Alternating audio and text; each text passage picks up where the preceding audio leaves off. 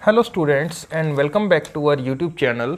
Students, आज की class में हम आर्टिकल से रिलेटेड जो कुछ क्वेश्चन हम डिस्कस करेंगे, जो कि हमारा आर्टिकल का चैप्टर कंप्लीट हुआ है उससे रिलेटेड कुछ क्वेश्चन एग्जाम में पूछे गए हैं। तो आज हम इस वीडियो में आर्टिकल से रिलेटेड कुछ क्वेश्चन डिस्कस करने वाले हैं। तो आज हम आर्टिकल से किस टाइप के क्वेश्चन जो एग्ज़ाम में पूछे गए हैं उनके बारे में डिस्कस करते हैं। तो स्टूडेंट्स, आज हमारा पहला क्वेश्चन है, the loss of jobs is regarded by सम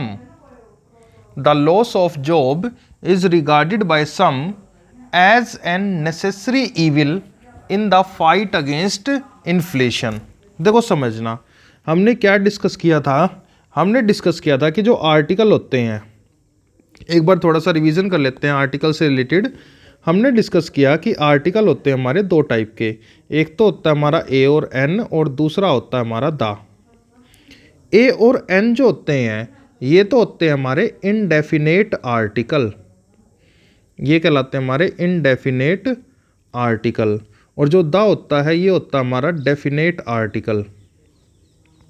अब ये डेफिनेट और इनडेफिनेट क्या होते हैं ये हम ऑलरेडी समझ चुके हैं। इनडेफिनेट होता है जब आप किसी चीज़ को अनिश्चित करते हो, जब आप निश्चित नहीं होते, अनिश्चित होते हो, तो आप ए या एन का इस्तेमाल करते हो और जो सिंगुलर काउंटेबल नाउन होता है उसके साथ।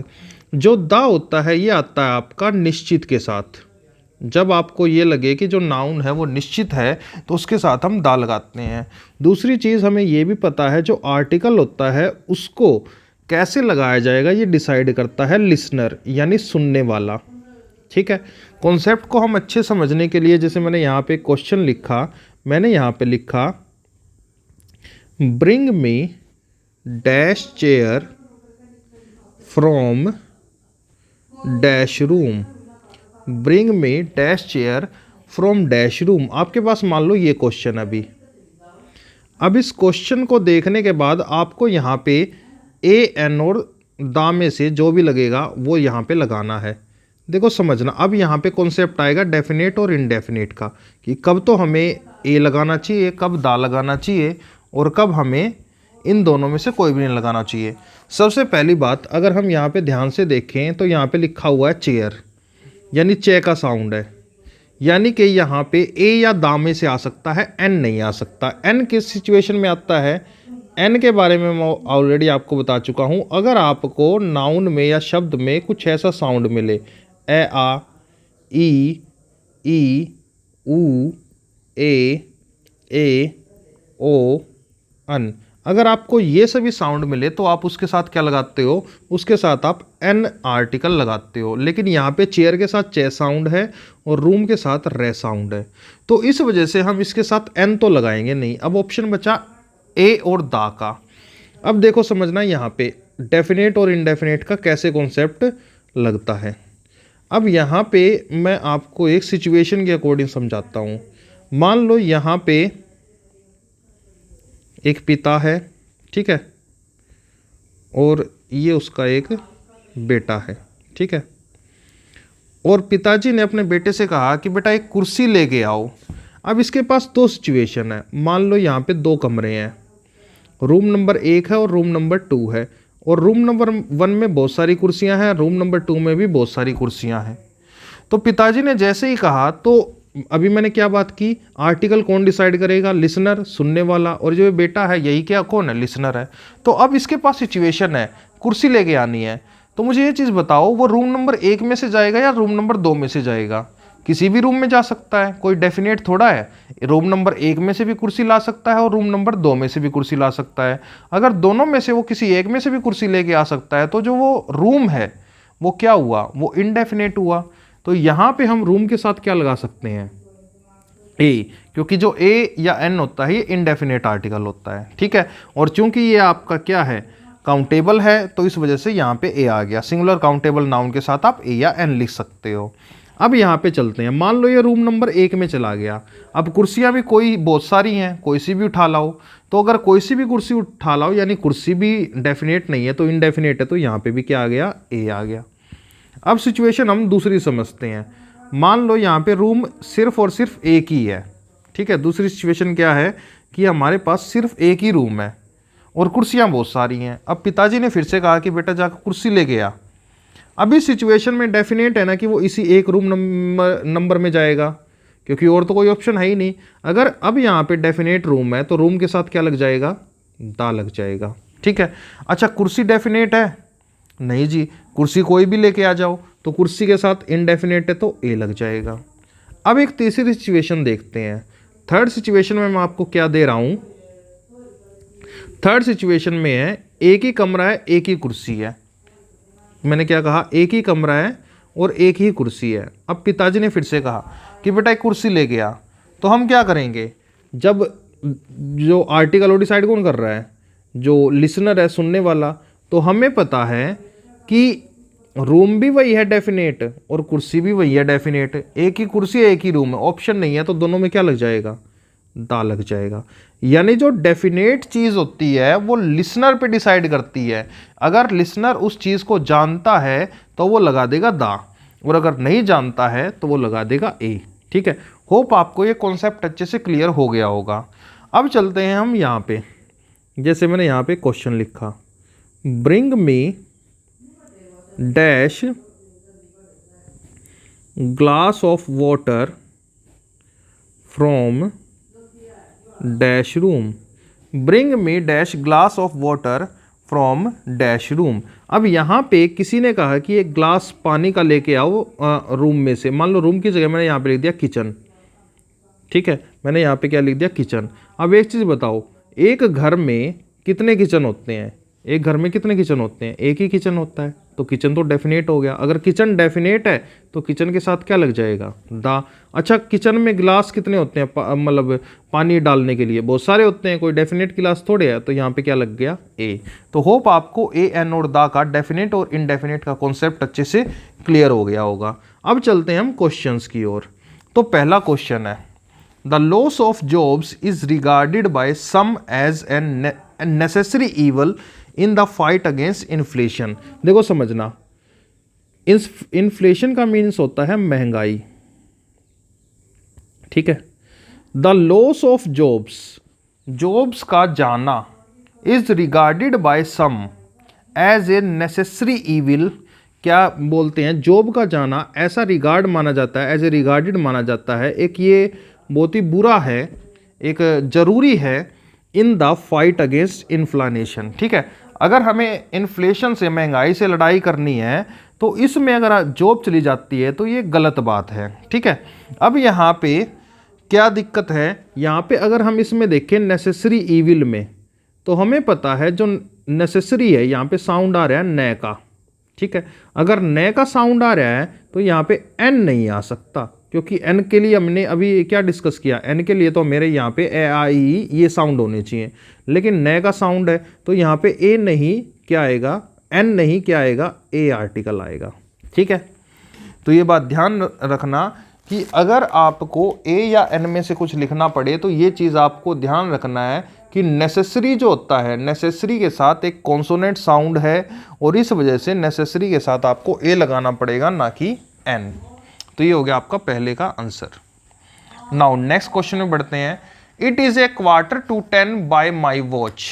ठीक है, 9:45 बजा हुआ है मेरी घड़ी में। अब यहाँ पे एक चीज और ध्यान देना, जब कभी भी आप समय की बात करो तो उसमें क्वार्टर जब भी बोला जाता है तो उसके साथ कभी भी आर्टिकल नहीं लगता। ठीक है, ये मैं क्लास में आपको ऑलरेडी बता चुका हूं कि जब कभी भी आप टाइम बोलते समय क्वार्टर का इस्तेमाल करते हैं तो उसके साथ आर्टिकल नहीं लगता। लेकिन यहाँ पे क्वार्टर के साथ क्या लिख रखा है, एक ए आर्टिकल, तो ये गलत है, यहाँ पे ए आर्टिकल नहीं आएगा। ठीक है। नाउ अब बढ़ते हैं नेक्स्ट क्वेश्चन की ओर। Third question, Geeta does not usually wear jewellery. Geeta जो है वो अक्सर ज्वेलरी नहीं पहनती, बट लेकिन येस्टरडे यानी पिछले दिन, कल यानी पुराने वाला, एक दिन पहले वाला, शी वोर रिंग, लेकिन कल उसने क्या पहना हुआ था, एक रिंग पहनी हुई थी। अब देखो यहाँ पे समझना, गीता जो है ये क्या है, एक प्रॉपर नाउन है, और हमें पता है कि प्रॉपर नाउन के साथ नो आर्टिकल। लेकिन दूसरा कॉन्सेप्ट क्या है, अगर हम प्रॉपर नाउन को स्पेसिफिक कर दें, स्पेशल बना दें, तो लग जाएगा दा।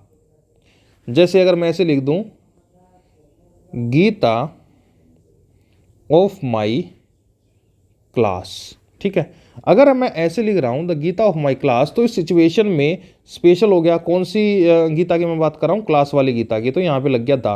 अच्छा, दूसरी सिचुएशन क्या बन सकती है, मान लो मैं गीता एक उसकी बात कर रहा हूं, बुक की, जो होली बुक है, तो उसके साथ भी उस सिचुएशन में क्या लग सकता है, दा। लेकिन यहाँ पे जो गीता है वो क्या है, एक प्रॉपर नाउन है। अगर यहाँ पे ये एक प्रॉपर नाउन है तो इसके साथ दा लगाने की कोई आवश्यकता नहीं है। अब यहाँ पे दिक्कत कहाँ है, दिक्कत है यहाँ पे आगे चल के। Geeta does not usually wear jewellery, जो गीता है वो ज्वेलरी नहीं पहनती, लेकिन कल उसने क्या पहन रखी थी, एक रिंग पहन रखी थी। अब जो रिंग है ये आपका एक कॉमन नाउन है, और कॉमन नाउन के साथ आर्टिकल लगता है, और जो लिसनर है वो उस रिंग के बारे में कुछ नहीं जानता, यानी वो इनडेफिनेट रिंग है। तो यानी कि यहाँ पे रिंग के साथ क्या आना चाहिए, ए आर्टिकल आना चाहिए। यहाँ पे ये गलती थी, तो यहाँ पे सही होगा शी वोर ए रिंग। तो तीसरे क्वेश्चन में ये दिक्कत है। और जो रिंग है ये हमारी क्या है, सिंगुलर वो जो है काउंटेबल नाउन है, ठीक है। It will hence take indefinite article A.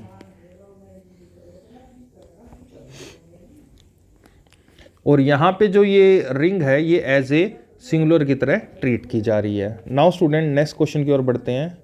The police asked us about our movements on the night of crime. जो पुलिस है वो हमसे पूछती है कि हम क्या मूवमेंट कर रहे थे उस दौरान जिस दिन क्राइम हुआ। अब देखो यहाँ पे जो ये क्वेश्चन है, फोर्थ क्वेश्चन है, इसमें क्या दिक्कत है, यहाँ से वो इस बात को क्लियर कर रहा है कि जिस रात की वो बात कर रहा है वो एक स्पेसिफिक नाइट है जिस दिन क्राइम हुआ। और मैंने आपको ऑलरेडी बताया है कि अगर आप किसी चीज़ को स्पेसिफिक कर देते हो, स्पेशल बना देते हो, तो उसके साथ हमेशा दा लगता है। जैसे अगर मैं नॉर्मली कहूँ Ram is a good boy, अगर मैंने नॉर्मली लिखा Ram is a good boy, तो जो राम है ये क्या है, ये हमारा हो गया प्रॉपर नाउन, ठीक है। लेकिन अगर मैं इसको चेंज करके कुछ ऐसे लिख दूं, राम ऑफ रामायणा, अगर मैंने इसको ऐसे लिख दिया तो यहां से ये बात क्लियर हो रही है कि मैंने इसको स्पेशल बना दिया। स्पेशल बनाने का क्या स्ट्रक्चर है, नाउन ऑफ नाउन का स्ट्रक्चर है। अगर आपने ऐसा कर दिया तो उस सिचुएशन में आप इससे पहले क्या लिखोगे, उस सिचुएशन में हम इससे पहले दा लिखेंगे। अगर आपको कुछ ऐसा स्ट्रक्चर मिल जाए नाउन ऑफ नाउन का, तो उस सिचुएशन में आपको ध्यान रखना है कि हम स्पेसिफिक कर देते हैं और दा का इस्तेमाल करते हैं। और यही यहाँ पे आया हुआ है। देखो, पुलिस ने हमसे पूछा अबाउट आवर मूवमेंट्स, हम क्या कर रहे थे उस दौरान जब उस रात को क्राइम हुआ। किस रात को, वो स्पेसिफिक रात है जिस दिन क्राइम हुआ। अब देखो ये स्ट्रक्चर है, ऑफ प्लस नाउन और ऑफ से पहले भी नाउन, तो यहाँ पे ए नहीं, क्या आएगा, यहाँ पे लिखना पड़ेगा द नाइट ऑफ क्राइम, ठीक है स्टूडेंट्स। तो ये होगा सही answer. The police ask us about our movement on the night of crime. Now student next question की ओर बढ़ते हैं। नेक्स्ट क्वेश्चन हमारा, in science the credit goes to a man who convince the world, not to the man to whom the idea first occurs. देखो समझना ये क्या कह रहा है, ये कहना चाह रहा है कि साइंस उस इंसान को क्रेडिट देती है, उस आदमी को क्रेडिट देती है जो कि वर्ल्ड को कन्विंस करता है, जो उसको प्रूफ करता है, समझाता है, ना कि उस आदमी को जो आइडिया को डेवलप करता है या आइडिया को लेकर आता है। ये हमें पता ही है कि साइंस जो इंसान उसको प्रूफ करता है ना, उसी को क्रेडिट जाता है, ठीक है। साइंस के जितने भी रूल्स हैं उसी को क्रेडिट जाता है जिसने उस रूल को प्रूफ किया है। अब देखो यहाँ पे क्या है दिक्कत, जो सबसे पहले दिक्कत है, तो देखो यहाँ पे एरर एक तो ये है, ये तो बिल्कुल सही है, हमें पता है वर्ल्ड के साथ, यूनिवर्सल की यूनिक चीज़ों के साथ दा लगता है, यहाँ पे तो बिल्कुल सही है। दूसरा, अगर हम यहाँ पे ध्यान से देखें तो साइंस में क्रेडिट गोज किसको जाता है, किसी भी आदमी को नहीं। यहाँ पे जो ए मैन लिखा हुआ है ये स्पेसिफिक मैन है। कैसे, देखो समझना, जब अगर हम बात करें ए मैन की, तो यहां पे हो गया कोई भी एक इंसान। दूसरा, अगर हम ए आर्टिकल ना लिखें और डायरेक्ट लिख दें मैन, तो इसका मीनिंग हो जाता पूरी मानव जाति। आर्टिकल में अगर हम मैन लिख रहे हैं तो पूरी मानव जाति को डिनोट करता है। दूसरी चीज यहां पे समझना, अगर मैं अकेला मैन लिखूं तो उसके साथ ए आ सकता था, लेकिन इसके साथ मैंने इसको स्पेसिफिक करने के लिए एक पूरी मतलब ये समझ लो क्लोज लिखी हुई है। वो क्लोज क्या है? Who convinces the world, who convinces the world. और ये जो पूरी की पूरी फ्रेज है या क्लोज है, not to with the man, ये जो क्लोज या फ्रेज है ये क्या काम कर रही है? ये यहां पे काम कर रही है एडजेक्टिव बनने का, और एडजेक्टिव की वजह से यहां पे जो मैन है वो स्पेसिफिक हो रहा है। कैसे? एडजेक्टिव की अगर हम पहचान करना चाहें तो उसकी पहचान कैसे करते हैं? हम क्वेश्चन करते हैं व्हाट काइंड ऑफ से। जब भी आप व्हाट काइंड ऑफ से क्वेश्चन करोगे और उसका जो आंसर मिलेगा वो क्या होगा हमारा? वो हमारा एडजेक्टिव होगा। ये बात आपको ध्यान रखनी है। अब देखो, the science, in science the credit goes, विज्ञान में क्रेडिट उसको जाता है, उस आदमी को जाता है। कौन से आदमी को? What kind of man. और व्हाट काइंड ऑफ मैन का रिप्लाई आ रहा है हु कन्विंस द वर्ल्ड। उसका क्या आ रहा है? Who convince the world. तो ये जो लिखा हुआ है ना हु कन्विंस द वर्ल्ड, ये आपका है एडजेक्टिवल क्लोज। और एडजेक्टिवल क्लोज इसको क्या कर रहा है? स्पेसिफिक कर रहा है इस आदमी को। अगर इस आदमी को स्पेसिफिक कर रहा है तो इस आदमी के साथ डेफिनेट आर्टिकल लगना चाहिए द, क्योंकि हमें पता है अगर हम किसी चीज़ को स्पेसिफिक करते हैं, डेफिनेट करते हैं, तो उसके साथ हम द आर्टिकल का इस्तेमाल करते हैं। नाउ स्टूडेंट, नेक्स्ट क्वेश्चन की ओर बढ़ते हैं। नेक्स्ट क्वेश्चन हमारा, it is only after the match is over that people realise how exciting it is. यह है हमारा क्वेश्चन और आपको बताना है कि इसमें क्या आंसर आएगा। It is only after the match is अवर। अब देखो यहां पे जो लिखा हुआ है द मैच, क्या कोई स्पेसिफिक मैच है? क्या यहां पे कोई मतलब डेफिनेट मैच के बारे में बात हो रही है? नहीं हो रही, क्योंकि अगर यहां पे दिया होता तो कुछ क्लू दिया होता। It is only after the match is over that people realise how exciting it is. जैसे ही मैच खत्म होता है उसके बाद ही लोगों को रियलाइज होता है कि कितना एक्साइटिंग होता है ये। अब यहाँ पे कोई स्पेसिफिक मैच की बात नहीं हो रही। अगर यहाँ पे स्पेसिफिक मैच की बात ही नहीं हो रही तो हम इसके साथ द आर्टिकल नहीं लगा सकते। द आर्टिकल मैंने आपको ऑलरेडी बताया है उसके साथ लगता है जिसके साथ आप स्पेसिफिक या डेफिनेट करते हो। तो यहां पे लिखेंगे a match. It is only after a match is over that people realise how exciting it is. अब आपके माइंड में एक और क्वेश्चन आ सकता है कि सर ये जो दा होता है ये डेफिनेट होता क्यों है? तो मैं आपको एक चीज और बता देता हूं कि जो ए या एन होता है इसकी स्ट्रोंगेस्ट फॉर्म होती है वन, यानी वन में से निकला है ए और एन। ये इसकी वीकर फॉर्म है, ये इसकी स्ट्रोंगेस्ट फॉर्म है। ऐसे ही दिस और दैट ये तो होती हैं स्ट्रोंगेस्ट फॉर्म, स्ट्रोंगेस्ट फॉर्म, और इसी में से वीकर फॉर्म निकलती है द। ठीक है, तो जो वीकर फॉर्म होगी वो होती है द, और जो स्ट्रोंगेस्ट फॉर्म होती है वो होती है दिस और दैट। अगर आपको किसी चीज पे स्ट्रेस डालना है तो आप दिस या दैट का इस्तेमाल करो, लेकिन अगर आपको स्ट्रेस नहीं डालना तो आप इस्तेमाल करो द का। और जो दिस और दैट होता है ये आपको पता है, ये डेमोन्स्ट्रेटिव प्रोनाउन और एडजेक्टिव होता है, दोनों होता है। दूसरा, ये डेफिनेट चीजों के लिए आते हैं, इसी वजह से जो द आर्टिकल होता है ये भी किसके लिए आता है? डेफिनेट चीजों के लिए आता है। नाउ नेक्स्ट क्वेश्चन की ओर बढ़ते हैं। नेक्स्ट क्वेश्चन बिल्कुल आसान है, ऑफ द टू का कॉन्सेप्ट है ये। अगर कहीं पे आपको दो का कंपैरिजन मिल जाए और लिखा हो ऑफ द टू, तो उस सिचुएशन में ऑफ द टू सिस्टर, दोनों सिस्टर में शी इज बेटर। दोनों सिस्टर में से जो ये है, जो शी है दूसरी वाली है, वो क्या है? बेटर है। अब इसमें ध्यान से समझना, अगर आपको कहीं पे ऑफ द टू मिल जाए तो जो कंपैरेटिव डिग्री होती है उसके साथ हमें द लगाना पड़ता है, तो यहां पे आएगा द बेटर। ठीक है, अगर किन्हीं दो चीजों में कंपैरिजन हो जाए और आपको स्ट्रक्चर में ऑफ द टू मिल जाए तो उस सिचुएशन में आप जो कंपैरेटिव डिग्री होती है उसके साथ हमेशा द लगाना पड़ता है।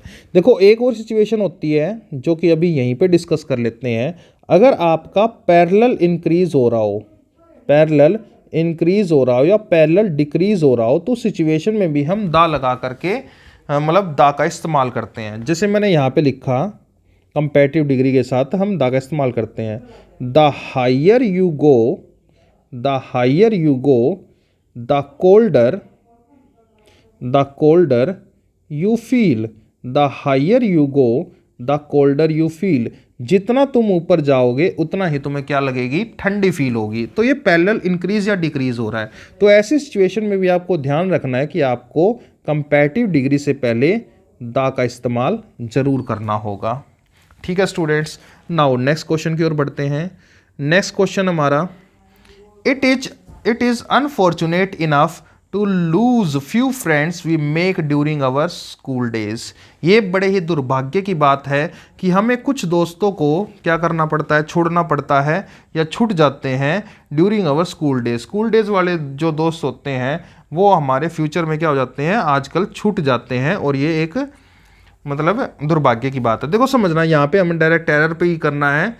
अगर हम बात करें फ्यू की, ए फ्यू की और दा फ्यू की, ये हमें आर्टिकल में पढ़ने के लिए मिलता है। एक तो होता है फ्यू, एक होता है ए फ्यू और एक होता है दा फ्यू। तो ध्यान से समझना, जो ये फ्यू होता है ना, इसका मीनिंग होता है ना के बराबर, ना के बराबर। और ए फ्यू मीन्स होता है थोड़ा बहुत मात्रा में।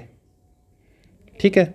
और जो दा फ्यू होता है, जितना भी है वो लगभग कंप्लीट, जितना है वो लगभग कंप्लीट होता है, लगभग कंप्लीट। लेकिन ये कंप्लीट नहीं होता, ये बात ध्यान रखना। ठीक है, लगभग कंप्लीट। जैसे इसको मैं गिलास से लूँ तो ये जो थोड़ा सा है, इतना सा पानी, ये तो हो गया आपका फ्यू। अच्छा, थोड़ा सा आधा भरा हुआ है, ये हो गया ए फ्यू। लेकिन लगभग पूरा है, यहाँ तक भरा हुआ है, तो ये हो गया दा फ्यू। ठीक है। अब यहाँ पे ये क्या बोल रहा है, अगर कुछ दोस्त इसने खोए हैं तो कुछ के लिए ना के बराबर तो दोस्त खोए नहीं। अनफॉर्चुनेट बात कब होगी, जब इसने कुछ दोस्त खोए हैं। It is unfortunate enough to lose few friends. अब यहाँ पे इसने कुछ एक दोस्त खोए हैं, सारे दोस्त नहीं खोए, कुछ एक। To lose a few friends we make during our school days. अगर ऐसी बात है तो यहाँ पे मुझे एक चीज बताओ, फ्यू आएगा, ए फ्यू आएगा या दा फ्यू आएगा? हमें पता है अगर यहाँ पे थोड़े बहुत दोस्त हैं तो ए फ्यू आ सकता है।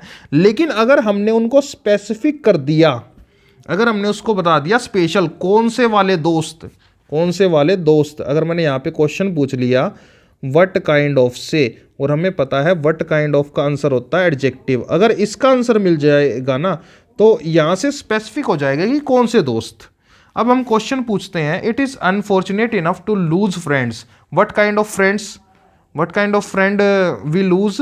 तो वी, इसका आंसर आ रहा है we make during our school days. कौन से दोस्तों को हम ये मानते हैं खो जाना दुर्भाग्य की बात है?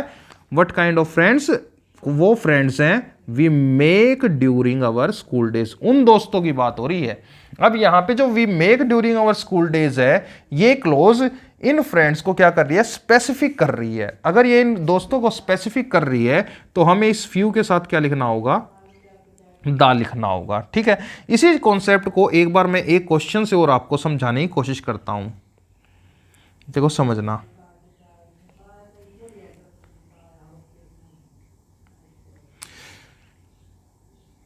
जैसे मैंने यहां पे लिखा, दे स्टोल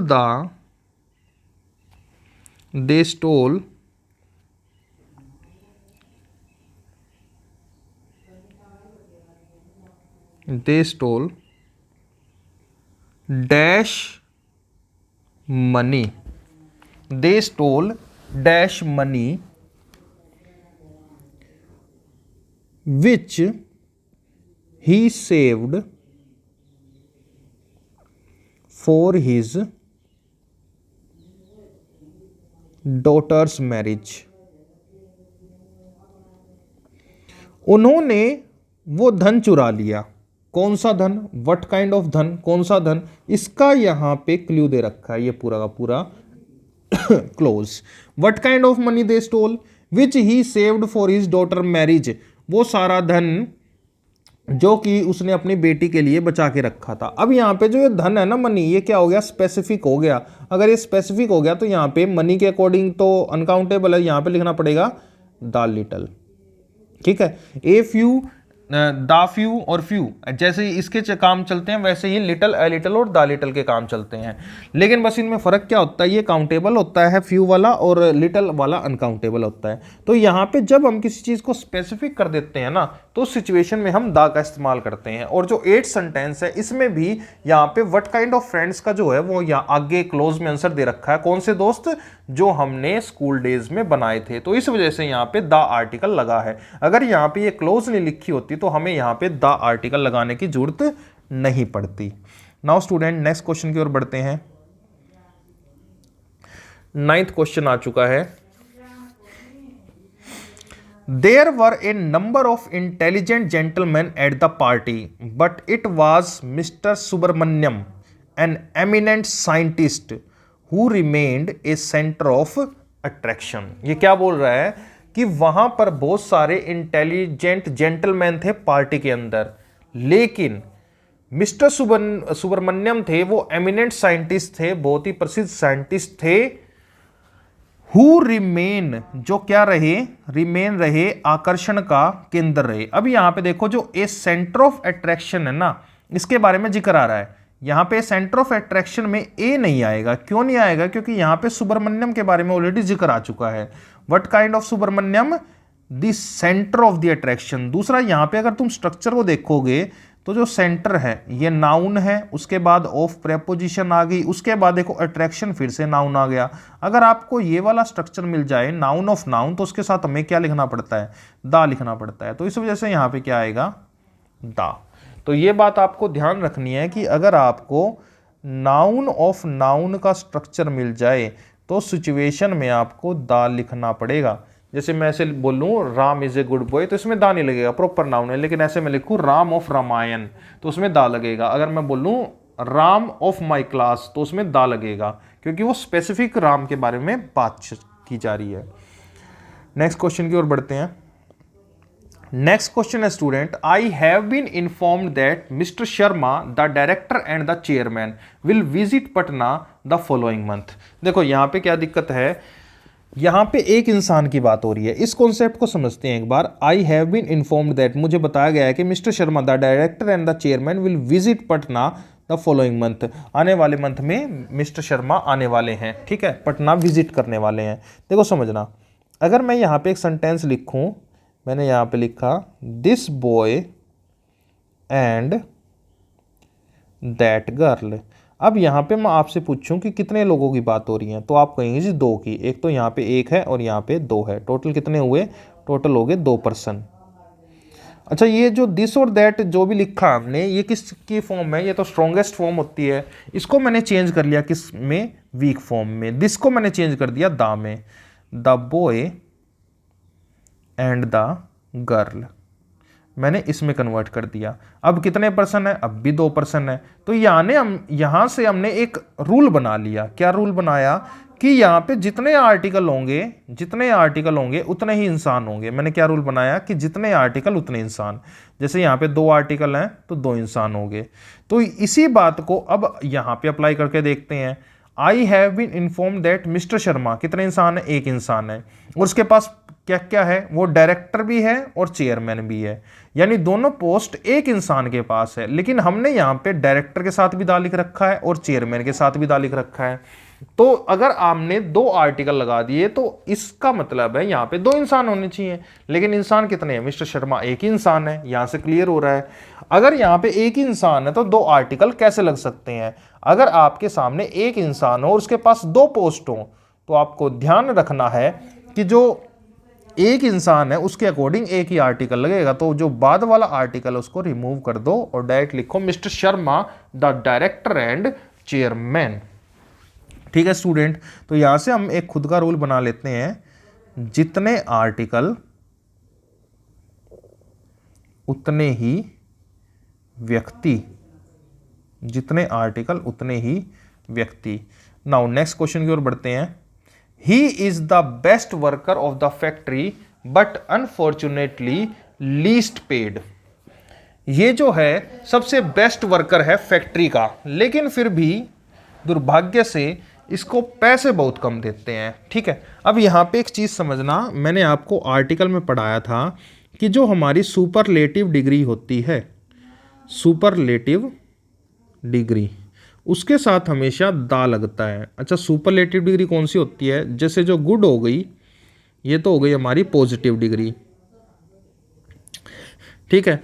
अच्छा, कंपेयर करने वाली डिग्री कौन सी होगी? कंपेयर करने वाली होगी हमारी बेटर। गुड की क्या बन गई? बेटर। अच्छा, सुपरलेटिव डिग्री जो टॉप की डिग्री होती है, ठीक है, वो क्या हो गई? बेस्ट। तो यहाँ से हमें पता है, जब मैंने वो ट्रिक करवाई थी उसके दौरान मैंने आपको बताया था कि सुपरलेटिव डिग्री के साथ हमेशा दा का इस्तेमाल होता है। तो यहाँ पे हम क्या बोलेंगे? The best. यहाँ पे लिखा हुआ है द बेस्ट वर्कर, बिल्कुल सही है। लेकिन अगर हम यहाँ पे देखें तो जो लीस्ट है वो भी क्या है? वो भी आपकी सुपरलेटिव डिग्री होती है। अगर ये सुपरलेटिव डिग्री है तो इसके साथ भी क्या आना चाहिए? यहाँ पे दा का इस्तेमाल होगा। तो सही आंसर होगा he is the best worker of the factory but unfortunately the least paid. ठीक है स्टूडेंट्स, नाउ आगे बढ़ते हैं, नेक्स्ट क्वेश्चन की ओर बढ़ते हैं। इसको एक बार तुम देखो और आंसर फाइंड आउट करने की कोशिश करो। He has come out with an unique proposal for his friends. He has come out, वो आया है एक यूनिक प्रपोजल लेके अपने दोस्तों के लिए। अब देखो यहाँ पे साउंड का एरर है। क्या हम क्या करते हैं? हम देखते हैं कि भाई AEIOU लिखा हो तो उनके साथ हम क्या लगा देते हैं? N लगा देते हैं। लेकिन ऐसा हमें नहीं करना, हमें पढ़ना है कि उसका साउंड कैसे है। जैसे आप ध्यान से समझना, अगर कहीं पे लिखा होता है आवर तो ये हावर नहीं है, ये है ओवर। तो ओवर की वजह से यहां पे आएगा क्या? एन। ठीक है, इसमें क्या आएगा? एन। जैसे मैंने यहां पे लिखा एयर, ये हेयर नहीं है, ये क्या है? एयर है। अगर यहां पे एयर है तो यहां आएगा एन। ठीक है, इस एयर का मीनिंग क्या होता है? उत्तराधिकारी, उत्तराधिकारी। अब यहां पे हम वापस चलते हैं। अगर मैंने यहां पे लिखा ईयर तो यहां पे ई का साउंड नहीं है, यहां पे साउंड है ये का, हम इसको बोलते हैं ईयर। हैप्पी न्यू ईयर, तो ईयर का साउंड है, इसलिए यहां पे ईयर के साथ क्या चलेगा? ए। अब यहां पे देखते हैं यूनिक, यू का साउंड है। अच्छा, यू का साउंड है तो इसके साथ एन नहीं, क्या चलेगा? ए चलेगा। तो गलती यहां पे है, ए आएगा। He has come out with a unique proposal। ठीक है, तो यहां पे U का साउंड है, इसकी वजह से यहां पे आपको लिखना होगा A ना कि N। नाउ नेक्स्ट क्वेश्चन की ओर बढ़ते हैं। When the house was set on the fire, all the people started shouting at the top of their voices। जैसे ही घर ने आग को पकड़ा, सभी लोग क्या करने लगे? स्टार्ट करने लगे चिल्लाना, बहुत ही तेज आवाज में, जितनी आवाज में वो चिल्ला सकते थे। देखो, कुछ फ्रेजेस होती हैं, इनके बारे में आपको हमेशा ध्यान रखना है। क्या होती हैं? कुछ फ्रेजेस होती हैं और इनको हमको ऐसे की ऐसे ही लिखना पड़ता है। और इन फ्रेजेस के साथ क्या प्रॉब्लम है कि इनके साथ द आर्टिकल नहीं लगता। अच्छा, ये फ्रेजेस कौन कौन सी हैं? जैसे हो गया सेट ऑन फायर, ठीक है, आग लगा देना। ऐसे ही बहुत सारी होती हैं फ्रेजेस, जैसे मैंने लिखा to lose heart, to lose heart. इसके साथ भी आप यहाँ पे ऐसे नहीं बोल सकते टू लूज द हर्ट, ऐसा नहीं होता। To set foot, to set foot, इसके साथ भी आप दा नहीं लगा सकते। ठीक है, ये कुछ फ्रेजेस होते हैं जिनके साथ आप ए एन नहीं यूज़ कर सकते या दा भी नहीं यूज़ कर सकते। या अगर हम ऐसे कहें एट होम, इसके साथ भी आप दा यूज़ नहीं कर सकते। या अगर आपको मिल जाए last but note the least, तो ध्यान रखना नोट लीस्ट होता है, दा नहीं लगेगा। ठीक है, या एक और फ्रेज है टू कैच द फायर, नहीं direct fire, to catch fire. अगर बोलना हो तो इन द हैंड, नहीं इन हैंड। ठीक है, हम बोलते हैं ना इन हैंड सैलरी। और ऐसे ही एक और फ्रेज होती है सेट ऑन फायर। ठीक है, सेट ऑन द फायर नहीं होता, सेट ऑन फायर होता है। दूसरा eight home, at the home या एट ए होम नहीं होता, एट क्या होता है? एट होम डायरेक्ट होता है, इसके बीच में कुछ नहीं आता। या एट लास्ट, ये भी फ्रेज ऐसे ही चलती है। या by mistake, by a mistake नहीं, डायरेक्ट बोलो बाय मिस्टेक। या अगर आपको कई बार ये भी मिलता है in danger, in the danger या इन ए डेंजर नहीं, इन डेंजर। तो इस वजह से यहाँ पे सेट ऑन फायर में जो द आर्टिकल है ये बिल्कुल भी नहीं आएगा, आपको डायरेक्ट लिखना होगा when the house was set on fire all the people started shouting at the top of their voices. Now student next question की ओर बढ़ते हैं। नेक्स्ट क्वेश्चन है हमारा, little knowledge of medicine that he possessed proved to be a blessing for him when he was in great pain. अब देखो यहाँ पे जो लिटल का कॉन्सेप्ट है ये यहाँ पे आर्टिकल में भी आता है और एडजेक्टिव में भी आता है। तो सबसे पहला कॉन्सेप्ट आता है लिटल, इसको समझ लेते हैं, ए लिटल और द लिटल।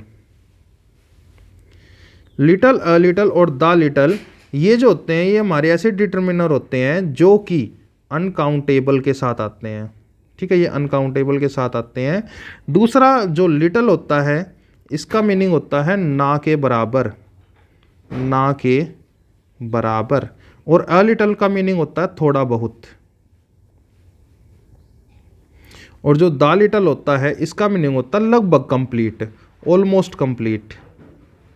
कंप्लीट नहीं होता लेकिन ऑलमोस्ट कंप्लीट होता है। ठीक है, अब इसमें ध्यान से समझना, लिटल का मीनिंग है ना के बराबर। अगर इसके हम मीनिंग निकालें, लिटल नॉलेज ऑफ मेडिसिन, ना के बराबर नॉलेज होना मेडिसिन की जो कि उसके पास थी, पोजेस थी, ये प्रूफ हुआ to be a blessing for him, उसके लिए क्या हुई, ब्लेसिंग हुई। क्यों, when he was in great pain, जब वो पेन में था। अब थोड़ी बहुत उसे नॉलेज होगी तभी तो उसने ब्लेसिंग मिली होगी ना। जब उसके पास थोड़ी बहुत मेडिसिन की नॉलेज होगी तभी तो वो किसी की हेल्प कर सकता है। लेकिन यहाँ पे तो क्या कर रखा है, लिटल नॉलेज। तो यहाँ पे लिटल नहीं, क्या आएगा, यहाँ पे आएगा a little knowledge of medicine. अब यहाँ पे अगर इसने स्पेसिफिक कर दिया कौन सी मेडिसिन है तो उस सिचुएशन में हम तो लिखेंगे ए, लेकिन आगे इसने क्या दे रखा है, कौन सी नॉलेज मेडिसिन की, दैट ही पोजेस्ड। ये आ गया आपका क्या, क्लोज। ये क्लोज हमें क्या बता रहा है, कौन सी मेडिसिन की नॉलेज जो उसके पास थी। तो ये क्लोज क्या कर रहा है, ये आपका एडजेक्टिवल क्लोज हो गया और ये इसको स्पेसिफिक कर रहा है। मैं आपसे पूछूं कौन सी नॉलेज मेडिसिन की, that he possessed, that he possessed, तो ये एडजेक्टिवल क्लोज है। इस वजह से ये क्या कर रहा है, इसको स्पेसिफिक कर रहा है। अगर ये स्पेसिफिक कर रहा है तो ए नहीं आएगा। अगर ये ना लिखा होता दैट ही पोजेस्ड तो यहाँ पे ए आ जाता। लेकिन अगर यहाँ पे दैट ही पोजेस्ड लिखा हुआ तो यानी ये डेफिनेट है। अगर डेफिनेट है तो यहाँ पे क्या लिखना पड़ेगा, द लिटल। ठीक है, तो सही आंसर होगा the little knowledge of medicine. What kind of knowledge of medicine, that he possessed proved to be a blessing for him when he was in great pain. ठीक है स्टूडेंट्स, नाउ नेक्स्ट क्वेश्चन की ओर बढ़ते हैं। Next question आ चुका हमारा, it was by a mistake that he injured her hand. ये उसकी गलती थी कि उसने अपना हाथ चोटिल कर लिया। अब देखो अभी हमने थोड़ी देर पहले क्या डिस्कस किया, कुछ फ्रेज डिस्कस की थी, ये रही, to lose heart, to set foot at home, last but not the least, to catch fire in hand, set on fire at home, at last, by mistake. अब यहीं पे मैंने क्या कहा, बाय मिस्टेक के साथ कुछ नहीं लगता, ए एन और द। अब यहीं पे यहाँ पे दे रखी है, देखो ये rephrase, it was by a mistake, तो ये बिल्कुल गलत है, बाय ए मिस्टेक नहीं होगा, डायरेक्ट लिखो बाय मिस्टेक। हम बोलते हैं ना बाय मिस्टेक हो गया ये, तो इसमें बीच में आर्टिकल कुछ भी नहीं आता, डायरेक्ट आप लिखो by mistake. Now next question की ओर बढ़ते हैं। These order of the manager may put the lives of 2000 worker in danger.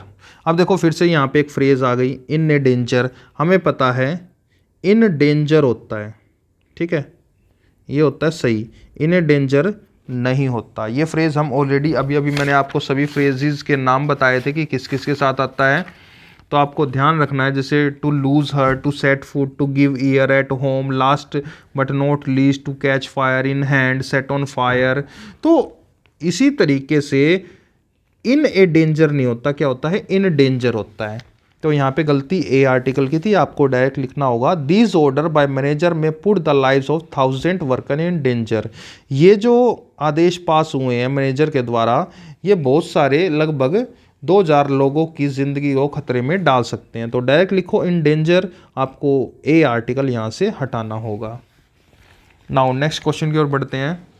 17th question है, नेक्स्ट है हमारे पास, I inspired him to take the heart in all adverse situation and deserve to be called a real hero. I inspired him, मैंने उसे inspire किया to take the hurt.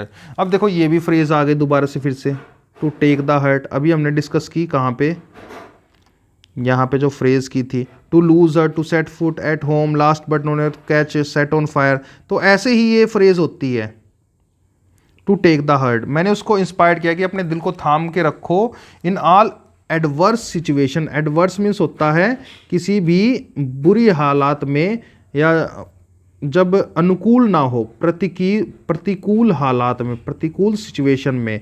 And deserve to be called a real hero. ठीक है, मैंने उसको inspire किया कि अगर जो कोई भी इंसान है वो अगर मुश्किल हालातों में भी बना रहता है, प्रतिकूल हालातों में, तो वो क्या डिजर्व करता है, वो एक्चुअल में एक रियल हीरो की तरह ही डिजर्व रहता है। तो यहाँ पे टेक द हर्ट गलत है, आपको यहाँ से दा हटाना पड़ेगा। आपको लिखना होगा डायरेक्ट इस फ्रेज में दा नहीं लगता, टू टेक हर्ट।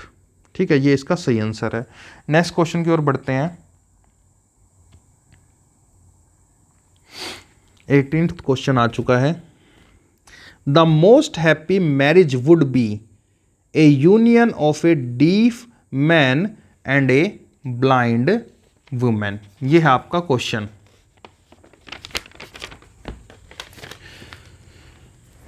देखो, अगर हम यहां पे बात करें तो द मोस्ट हैप्पी, क्या यहां पे दा लगा हुआ है, बिल्कुल लगा हुआ है। मैरिज वुड बी, मैरिज क्या होगी, A union of a deaf man. अब यहां पे तो ए डीफ मैन है, ठीक है, ए ब्लाइंड वुमेन, ये भी सही है। लेकिन अगर आप इसका स्ट्रक्चर देखो तो ए यूनियन है, ए तो आ सकता है, लेकिन आगे मैंने क्या लिखा हुआ है, ऑफ का स्ट्रक्चर है, union of a deaf man या ब्लाइंड विमेन। अगर आप इस स्ट्रक्चर को देखो तो ये स्ट्रक्चर कौन सा बन रहा है, ये बन रहा है स्ट्रक्चर नाउन ऑफ नाउन का स्ट्रक्चर। और हमने पढ़ा है नाउन और नाउन का स्ट्रक्चर जो होता है ये स्पेसिफिक कर देता है। तो ऐसे सिचुएशन में हमें दा लिखना पड़ता है। तो यहाँ पे ए आर्टिकल नहीं, आपको लिखना पड़ेगा दा, और सही आंसर होगा the most happy marriage would be the union of a deaf man and a blind women. Now student next question की ओर बढ़ते हैं। नेक्स्ट क्वेश्चन हमारा, John suggested to the children of his village that they should go to school regularly and do their homework sincerely. अब इसका आपको answer बताना है। अगर आपको मैं एक चीज बताऊं जो कि हमें आर्टिकल में समझना है, अगर किसी भी चीज का, मान लो हो गया सिनेमा, या हो गया स्कूल, या आप कहीं चर्च की बात करें, या कहीं पे आप कॉलेज की बात करें, या आप करें जेल की बात, अगर इन सभी का मेन पर्पस वही हो जिस काम से हम जा रहे हैं, जैसे सिनेमा में मेन पर्पस क्या है, मेन पर्पस है मूवी देखना, अगर हम उसी काम के लिए जा रहे हैं तो वो सिनेमा जो हो गया वो आपका नॉर्मल है, उसके साथ दा नहीं लगेगा।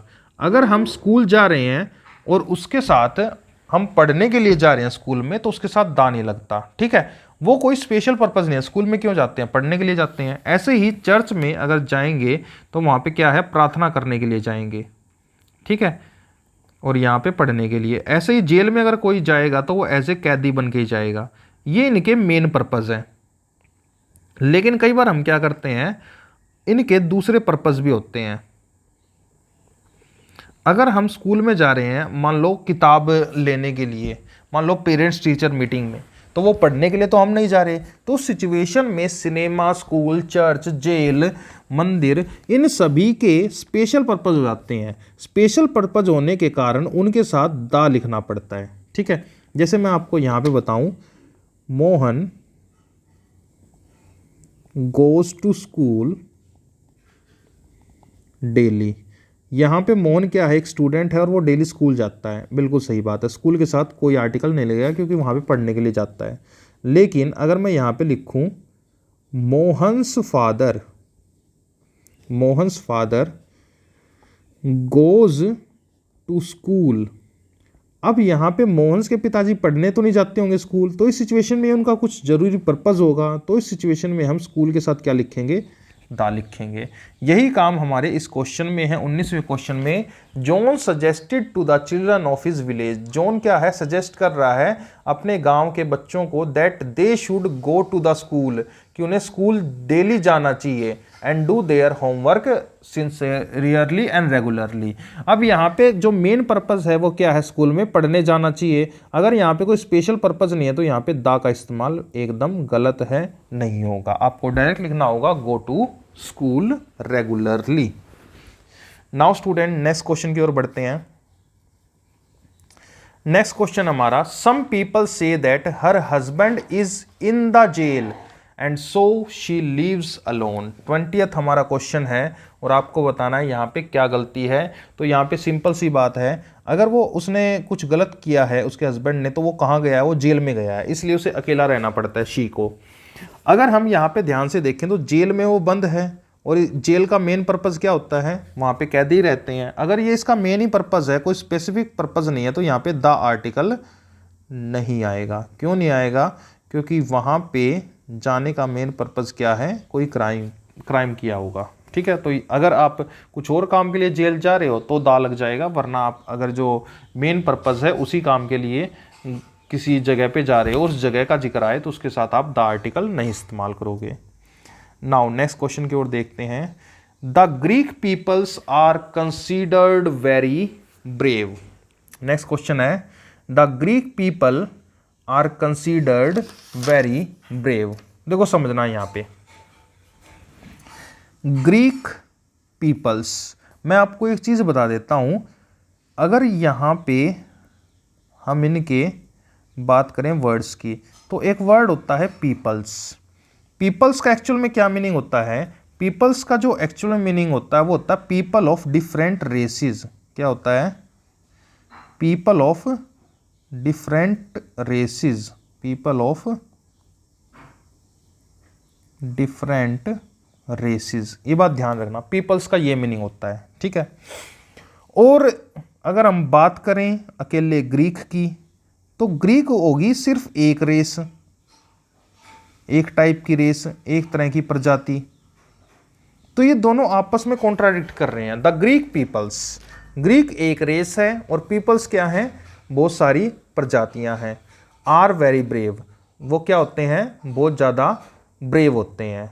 ठीक है, people denotes people of different races, the word Greek denotes only one race. ठीक है, तो इस वजह से अगर हम बात कर रहे हैं कि वो ब्रेव होते हैं, तो पूरी सारी की सारी उनको तो हमें बात नहीं करना, तो हम क्या बोल लेंगे, या तो आप यहां पे इसको काट के डायरेक्ट लिख दो द ग्रीक पीपल, कि भी जो जातियां तो बहुत सारी हैं लेकिन उसमें से जो ग्रीक जाति है वो बहुत ज़्यादा ब्रेव है।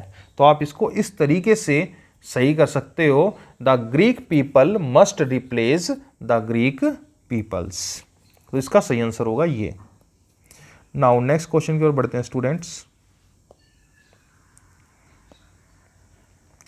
His father ask him to go to the temple every morning. उसके पिताजी हमेशा उसको कहते हैं कि तुम्हें क्या करना चाहिए, टेम्पल में मतलब मेरे साथ टेम्पल में जाना चाहिए। His father ask him to go to the temple every morning, उसको अपने साथ वो ले जाना चाहता है लेकिन वो जाना नहीं चाहता।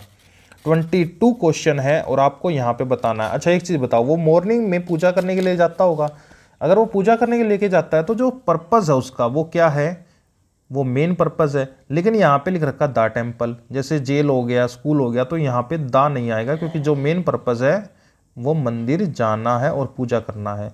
तो अगर ये मेन पर्पज़ है तो इसके साथ नो आर्टिकल। ठीक है, तो जो 22वें हैं इसमें आपको आर्टिकल का इस्तेमाल नहीं करना। नेक्स्ट क्वेश्चन की ओर बढ़ते हैं। There was little milk in the refrigerator. Little का मीनिंग है ना के बराबर, मिल्क ना के बराबर रेफ्रिजरेटर में, and she gave it to her crying son. तो उसने क्या किया, जो ना के बराबर मिल्क था उसने अपने बेटे को, जो रोते हुए बच्चे थे, उसको दे दिया। अब यहाँ पे हमें पता है अगर ना के बराबर मिल्क होगा तो वो रोते हुए बच्चे को कैसे देगी, रेफ्रिजरेटर से निकाल के। तो यहाँ पे मिल्क कितना रहा होगा, या तो थोड़ा बहुत रहा होगा तो, या फिर लगभग कंप्लीट रहा होगा। लेकिन यहाँ पे there was a little milk, what kind of milk, इसका जिक्र नहीं है। तो ज़्यादा बेटर ऑप्शन क्या है, हम क्या कहेंगे, यहाँ पे ए लगा देते हैं। ठीक है। अब यहाँ पे कईयों के माइंड में आ रहा होगा जी इन दी रेफ्रिजरेटर भी तो लिखा हुआ है, कौन सा मिल्क जो रेफ्रिजरेटर में है। तो यहाँ पे ये कौन सा मिल्क की बात नहीं, ये वो बात कर रहा है there was a little milk where, जो कहाँ पे है। ये व्हाट काइंड ऑफ का रिप्लाई नहीं है, ये है वेयर का रिप्लाई, जो है रेफ्रिजरेटर में। ठीक है, तो ये आपका एडवर्ब में चला जाएगा, इस वजह से यहाँ पे ए आएगा। ठीक है, there was a little milk in the refrigerator and she gave it to her crying son. Next question की ओर बढ़ते हैं। He leads a very luxurious life. He leads a very luxurious life, so he goes to every part of India by a car.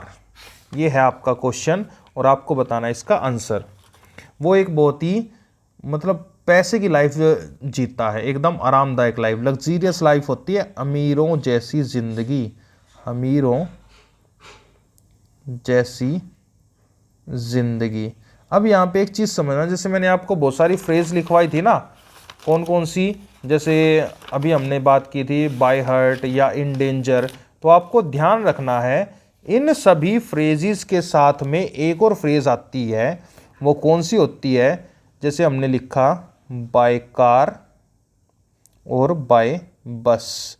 तो bye ए car नहीं होता, आपको direct लिखना होगा बाय बस या बाय कार। ये भी आपकी फ्रेज होती है जिसमें किसी प्रकार का आर्टिकल नहीं लगता।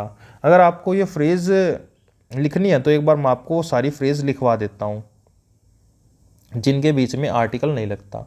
कौन कौन सी फ्रेज हैं, सबसे पहले है to lose heart, to lose heart. दूसरी फ्रेज है to set foot, to set foot. इनके साथ आप ए या एन का इस्तेमाल नहीं कर सकते बीच में। टू गिव ईयर, ठीक है, ध्यान से सुनने को बोलते हैं हम, टू गिव ईयर। एक और फ्रेज है एट होम, और एक है लास्ट बट नॉट लीस्ट। इसके बाद है एक और फ्रेज टू कैच फायर, ठीक है, दानी लगेगा टू कैच फायर के साथ। एक और फ्रेज है इन हैंड, इसके बीच में कोई आर्टिकल नहीं लगेगा। एक और फ्रेज है set on fire, set on fire, इसके साथ भी आप कोई भी आर्टिकल नहीं लगाओगे। दूसरा हो गया बाय कार या बाय बस, इनके बीच में भी आप आर्टिकल नहीं लगाते। या at last, at the last नहीं होगा, एट लास्ट होगा। ठीक है, बाय मिस्टेक, बाय मिस्टेक होगा, बाय ए मिस्टेक नहीं होगा। इन डेंजर, इन डेंजर सही होगा, इन ए डेंजर गलत होगा। ठीक है, और एक हो गया to take heart, to take a heart या टू टेक द हर्ट नहीं होगा, टू टेक हर्ट होगा। तो ऐसे ही यहाँ पे he leads a very luxurious life so he goes to every part of India, वो बहुत ही अमीरों वाली ज़िंदगी जीता है, तो वो इंडिया के हर एक हिस्से में जाता है, किससे, अपनी कार से। तो यहाँ पे ए कार गलत है, आपको लिखना होगा बाय कार।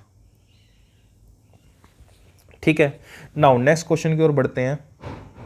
नेक्स्ट क्वेश्चन हमारा, thanks to an effort and persistence of doctors the victim of the blast have been able to start a normal life again. किसको थैंक्स करना है, एफर्ट्स को। किसके एफर्ट्स को, जो डॉक्टर ने लगाए, और परसिस्टेंस मतलब उनकी जो लगातार उनके एफर्ट्स जो थे, लगातार और एफर्ट्स, जब डटे रहना, परसिस्टेंस मीन्स एक तरीके से डटे रहना डॉक्टर का, जिस वजह से the victim of the blast, जो विक्टिम थे, जो पीड़ित थे ब्लास्ट के, have been able to start, वो स्टार्ट कर सके नॉर्मल लाइफ दोबारा। अब यहाँ पे अगर तुम ध्यान से देखोगे तो जो एफर्ट है और परसिस्टेंस है, ये दोनों इकट्ठे होते हैं, तभी जा करके क्या है, डॉक्टर ने उनको, विक्टिम को बचाया है, उनकी नॉर्मल लाइफ स्टार्ट की है। और दोनों एक यूनिट की तरह यूज होते हैं। अगर यूनिट की तरह यूज होते हैं तो यहाँ पे ए नहीं, एन नहीं आएगा, यहाँ पे आएगा द। ठीक है, द एफर्ट एंड परसिस्टेंस, दोनों अलग अलग नहीं है, एक ही है। और कौन से एफर्ट, जो डॉक्टर ने लगाए। तो यहाँ पे द आर्टिकल आपको 25वें सेंटेंस में लिखना होगा, thanks to the efforts and persistence. Now अगर हम बात करें यहाँ पे, here we are talking about the efforts and persistence shown by the doctors, so we need definite article। तो यहाँ पे द आएगा ना कि एन, क्योंकि वो हम जो डॉक्टर का एफर्ट है ना उनको स्पेसिफिक कर रहे हैं। नेक्स्ट क्वेश्चन की ओर बढ़ते हैं।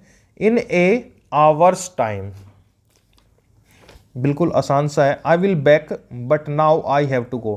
देखो यहाँ पे आवर लिखा हुआ है, हमें पता है ओवर के साथ ये हो गए साउंड, ए आ ई ऊ ए ओ, ऐसे इन सभी साउंड के साथ हम क्या लिखते हैं, एन लिखते हैं। यहाँ पे हो गया ओवर, अब ओ का साउंड आ गया तो यहाँ ए नहीं, क्या आना चाहिए, एन आना चाहिए। तो सही आंसर होगा एन। ठीक है, नाउ नेक्स्ट क्वेश्चन की ओर बढ़ते हैं। Terrorist organisation kill innocent people to spread violence. ठीक है, अगर हम बात करें तो यहां पे लिखा हुआ ए वॉयलेंस। वॉयलेंस मीन्स होता है एक तरीके का मतलब तबाही मचा देना। ठीक है, मतलब लड़ाई झगड़ा करना। टेररिस्ट ऑर्गेनाइजेशन बहुत सारे इनोसेंट पीपल को मार देते हैं और क्या फैलाते हैं, वॉयलेंस फैलाते हैं, तबाही फैलाते हैं, डर फैलाते हैं। अब यहाँ पे जो वॉयलेंस है ये है आपका एब्स्ट्रैक्ट नाउन, और ध्यान रखना एब्स्ट्रैक्ट नाउन के साथ नो आर्टिकल, ये मैं ऑलरेडी आपको पढ़ा चुका हूं नाउन के टॉपिक में। तो यहाँ पे डायरेक्ट लिखो स्प्रेड वॉयलेंस, यहाँ पे ए आर्टिकल नहीं लगेगा। आप डायरेक्ट लिखो terrorist organisation kill innocent people to spread violence. Now student next question की ओर बढ़ते हैं। Whole world is today facing the threat of extinction due to the invention of science. Science के इन्वेंशन की वजह से आज के समय में हमारा जो एक्सटिंक्शन है, हमारा जो अस्तित्व है वो खतरे में आ चुका है पूरे विश्व में। अब देखो एक चीज़ समझना, वर्ल्ड की बात हो, होल की बात हो, तो हमें पता है ये यूनिक होता है और इनके साथ हमें दा लगाना पड़ता है। तो हमें लिखना पड़ेगा द होल वर्ल्ड इज, तो इसके साथ आपको दा लिखना पड़ता है। ठीक है, वर्ल्ड या किसी भी यूनिक चीज़ों के साथ हमेशा दा का इस्तेमाल होता है, और वर्ल्ड के साथ तो हमें लिखना ही पड़ता है। तो सही आंसर होगा the whole world is. Now next question की ओर बढ़ते हैं। The answer to all the suffering of human beings lies in the science. हर एक सवाल, हर एक सफरिंग का आंसर किस में दे रखा है, इंसानों की सफरिंग का आंसर दे रखा है साइंस के अंदर। ठीक है, किस में लाई करता है, साइंस में। अब जो साइंस है ये क्या है, ये हमारा सब्जेक्ट होता है, और हमें पता है साइंस एक सब्जेक्ट है तो ये क्या होता है, हमारा प्रॉपर नाउन होता है, जब तक कि हम इसको स्पेसिफिक ना कर दें। अगर ये स्पेसिफिक नहीं है तो उसके साथ ध्यान से समझना द आर्टिकल नहीं आएगा, नो आर्टिकल। आपको डायरेक्ट लिखना होगा क्या, the answer to all the sufferings of human beings lies in science. Now next question की ओर बढ़ते हैं। नेक्स्ट क्वेश्चन है 30। The police should exercise their authority with little bit of sensitivity और humanity। जो पुलिस को अपने काम करने का जो तरीका है वो कैसा होना चाहिए, थोड़ा बहुत एक सेंसिटिविटी भी होनी चाहिए उनमें और ह्यूमैनिटी भी होनी चाहिए।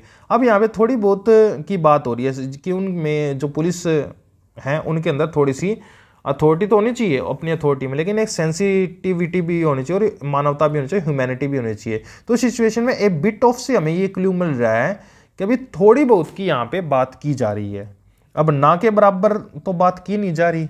ठीक है, अगर हम यहाँ पे थोड़ी बहुत की बात करें कि उनके अंदर police must have some amount of sensitivity, उनके अंदर थोड़ी सी सेंसिटिविटी होनी चाहिए, तो यहाँ पे थोड़ी सी चीज़ के लिए हम यहाँ पे क्या लिखेंगे, ए लिटल, क्योंकि हमें पता है लिटल का मीनिंग तो होता है ना के बराबर, और ए लिटल का मीनिंग होता है थोड़ा बहुत। ए लिटल का मीनिंग होता है थोड़ा बहुत, और जो द लिटल होता है इसका मीनिंग होता है ऑलमोस्ट कंप्लीट। तो ऑलमोस्ट कंप्लीट की तो बात यहाँ पे हो नहीं रही है क्योंकि उनको स्ट्रॉन्ग भी होना होता है, लेकिन थोड़ी बहुत उनके अंदर ह्यूमैनिटी, मानवता भी होनी चाहिए। तो यहाँ पे ज़्यादा बेटर सही ऑप्शन क्या होगा, a little bit of sensitivity and humanity. Next question की ओर बढ़ते हैं। नेक्स्ट क्वेश्चन है, this is most important lesson which we have to study very careful. ये सबसे इंपॉर्टेंट लेसन है जिसको हमें बहुत अच्छे तरीके से केयरफुली पढ़ना होगा, समझना होगा। अब इस क्वेश्चन में अगर तुम ध्यान से देखो तो इसमें लिखा हुआ है मोस्ट इंपॉर्टेंट, और हमें पता है जो मोस्ट होता है ये एक सुपरलेटिव डिग्री है, ठीक है, सुपरलेटिव डिग्री। और सुपरलेटिव डिग्री से पहले क्या लगता है, द का इस्तेमाल होगा, तो यहां पे सही आंसर होगा द मोस्ट इंपॉर्टेंट लेसन, ये होगा इसका सही आंसर। ठीक है स्टूडेंट्स, नाउ नेक्स्ट क्वेश्चन की ओर बढ़ते हैं। द गंगेज, देखो गंगा नदी की बात आ रही है, हमें पता है जो होली रिवर्स होती हैं उनके साथ हमें द का इस्तेमाल करना पड़ता है। The Ganges is for north India, what Krishna is for south India. जो गंगा है नॉर्थ इंडिया के लिए, जो मान्यता नॉर्थ इंडिया के लिए गंगा के लिए है, ऐसे ही साउथ इंडिया के लिए कृष्णा रिवर के लिए है। अब जो कृष्णा नदी है वो भी एक होली रिवर है, तो उसके साथ भी क्या लगना चाहिए, दा लगना चाहिए, तो सही आंसर होगा द कृष्णा, यहाँ पे लगेगा द आर्टिकल। अब यहाँ पे एक चीज़ और समझना, अगर कहीं पे आपको नॉर्थ मिल जाए, साउथ मिल जाए, और ये बात कर रहे हो डायरेक्शंस की, तो इनके साथ हमें द आर्टिकल यूज करना पड़ता है। क्या यूज करना पड़ता है, द आर्टिकल। लेकिन अगर इनके साथ कोई प्रॉपर नाउन लिखा मिल जाए, जैसे नॉर्थ कोरिया या फिर नॉर्थ इंडिया या फिर साउथ इंडिया, तो इनके साथ ध्यान रखना आप किसी प्रकार का आर्टिकल नहीं लगाते। क्यों नहीं लगाते, क्योंकि यहाँ पे जो मेन वर्ड है वो कोरिया इंडिया है, और ये प्रॉपर नाउन होते हैं। यहाँ पे नॉर्थ नॉर्थ नॉर्थ ये क्या है, एज एन एडजेक्टिव की तरह काम करते हैं। तो ध्यान रखना, अगर हम डायरेक्शन की तरह इनको यूज करें तो उसमें दा का इस्तेमाल होता है, जैसे the sun rises in the east. लेकिन अगर ये किसी प्रॉपर नाउन के साथ लिखे जाते हैं तो इनके साथ कभी भी द आर्टिकल नहीं लगता, ये बात ध्यान रखना। और जो इस क्वेश्चन में था वो क्या था, कृष्णा के साथ आपको द आर्टिकल लगाना पड़ेगा, क्योंकि होली रिवर्स के साथ हम द आर्टिकल का इस्तेमाल करते हैं। नेक्स्ट क्वेश्चन की ओर बढ़ते हैं। I like to travel by the air as I am very busy person. मैं हवा यात्रा ज़्यादा पसंद करता हूँ क्योंकि मैं काफ़ी बिजी रहता हूँ। अब देखो मैंने यहाँ पे बात की ना, बाय बस, बाय कार, और क्या आएगा, बाय एयर, ये होती हैं फ्रेज। इनके साथ आप ए एन और दा का इस्तेमाल नहीं कर सकते, तो जो सही फ्रेज होगी वो बाय एयर होगी। तो यहाँ पे बाय द एयर एकदम गलत है, आप डायरेक्ट लिखो बाय एयर, ये होगा आपका सही आंसर। नेक्स्ट क्वेश्चन की ओर बढ़ते हैं। नेक्स्ट क्वेश्चन है, the chairman and the trustee was removed from his post because he had miss appropriated the fund. ठीक है, जो चेयरमैन है और जो ट्रस्टी है उसे निकाल दिया गया है अपनी पोस्ट से क्योंकि उसने फंड में थोड़ा बहुत कुछ घपला किया है। अब यहाँ पे तो लिखा हुआ है वाज, अगर वाज लिखा तो यानी जो चेयरमैन और ट्रस्टी है वो कौन है, वो एक ही पर्सन है। अगर वो एक ही पर्सन है तो आर्टिकल कितने लगने चाहिए, एक ही लगना चाहिए। अगर जैसे मैंने यहाँ पे लिखा कि अभी एक है, मान लो health minister, the health minister and the home minister, अगर दोनों के दोनों एक ही इंसान है तो हमें डायरेक्ट द का इस्तेमाल नहीं करना, आपको डायरेक्ट लिखना होगा the health minister and home minister. लेकिन अगर दो इंसान है तो दोनों के लिए अलग अलग दा लिखना होगा। लेकिन यहाँ पे जब वोज लिखा हुआ है तो यहाँ पे जो दा है, द चेयरमैन द ट्रस्टी, कहने का मतलब है जो ट्रस्टी है वही चेयरमैन है, दोनों एक ही इंसान। अगर एक ही इंसान है तो ट्रस्टी के साथ जो दा लगा हुआ ना इसको हटा दो, ये रिमूव कर दो। The chairman and trustee was removed from his post, ये होगा इसका सही आंसर। नेक्स्ट क्वेश्चन की ओर बढ़ते हैं। नेक्स्ट क्वेश्चन है, she found herself in a trouble when she saw the stalker following her persistently. उसने पाया अब खुद को ट्रबल में कब, जब उसने देखा कि एक स्टाकल उसका पीछा करने वाला उसको लगातार पीछा करने लग रहा है। अब देखो स्टाकर मीन्स होता है किसी को मतलब पीछा करना किसी का एक तरीके से। अब देखो यहाँ पे इन ए ट्रबल नहीं होता, इन ट्रबल होता है डायरेक्ट। ये एक फ्रेज होती है in trouble, in a trouble नहीं होता, डायरेक्ट लिखो इन ट्रबल। दूसरा एक और चीज़ है जो ट्रबल है ना, ये आपका एक अनकाउंटेबल नाउन है और अनकाउंटेबल नाउन के साथ नो आर्टिकल। ठीक है, ये बात भी आपको ध्यान रखनी है। अब यहाँ पे आर्टिकल किसके साथ चलता है वो मैं फिर से बता देता हूँ। ए और एन चलता है सिंगुलर काउंटेबल नाउन के साथ, सिंगुलर काउंटेबल नाउन के साथ हम ए या एन आर्टिकल का इस्तेमाल करते हैं। तो यहाँ पे ट्रबल से पहले हमें ए हटाना पड़ेगा क्योंकि अनकाउंटेबल नाउन है। दूसरा फ्रेज जो होती है in trouble, in danger. In A danger गलत है, इन ए ट्रबल गलत है। नेक्स्ट क्वेश्चन की ओर बढ़ते हैं।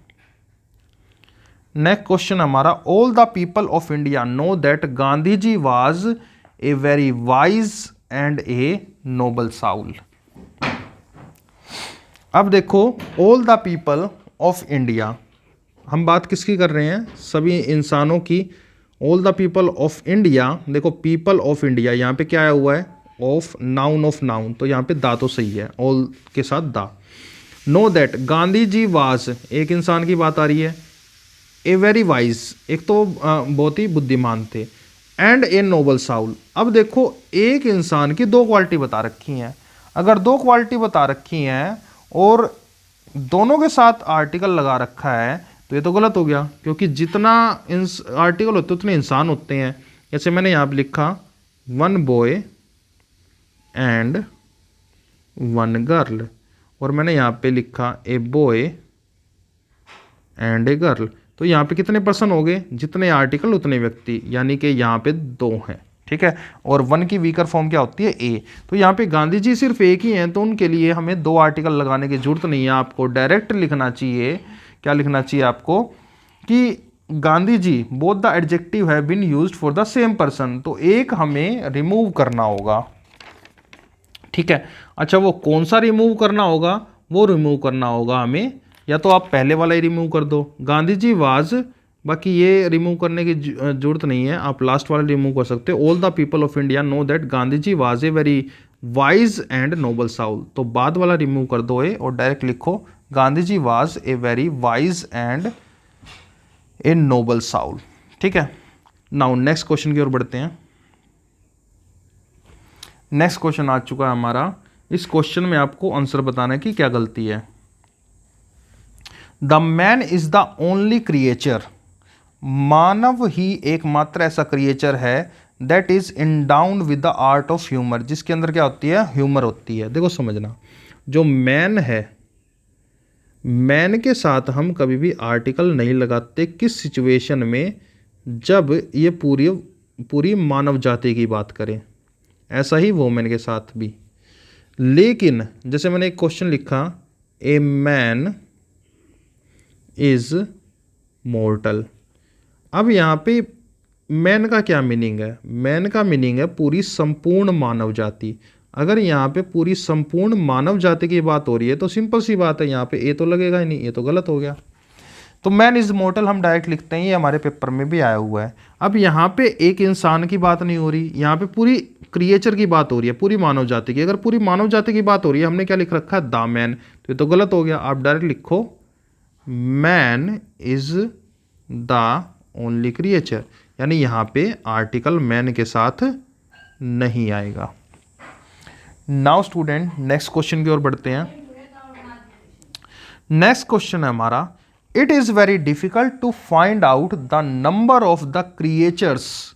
It is very difficult to find out the number of the creatures living on earth. अब देखो यहाँ पे जो क्रिएचर्स है, जो 38 सेंटेंस है, इसमें भी आप दा का इस्तेमाल नहीं करोगे, क्योंकि जो क्रिएचर ये किसको बता रहा है, पूरी मानव जाति यानी ह्यूमन बीइंग के बारे में जिक्र कर रहा है। It is very difficult to find out the number of creatures living on the earth, कि भी कितने क्रिएचर धरती पर रहते हैं, या मानव जाति पूरी, मतलब जाति की बात कर रहा है, पूरे क्रिएचर कितने होते हैं। तो ध्यान रखना क्रिएचर के साथ भी आपको दा का इस्तेमाल नहीं करना है, नो आर्टिकल।